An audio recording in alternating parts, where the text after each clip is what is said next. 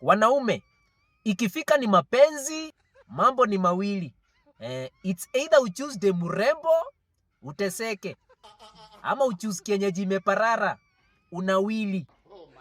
Mambo ni mawili.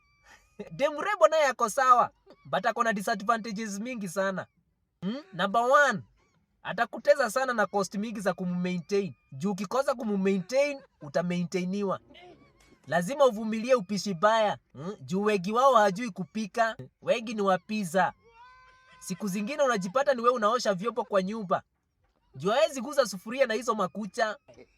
De murembo huwa haleti pesa. Yeye ni wa kutumia pesa. Kienyeji imeparara itakusaidia sana.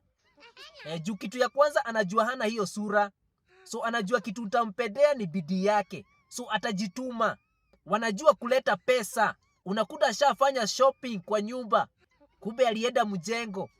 Pesa ya salon hatawahi kuitisha, ni atakuwa anajitafutia.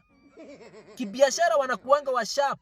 Unakuta ashaweka kibanda ya kukatia watu cabbage hapo nje ya gate na sukuma.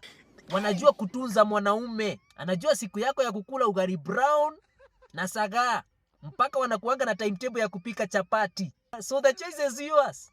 It's either ulilie kwa urembo ama uchekee kwa kienyeji imeparara.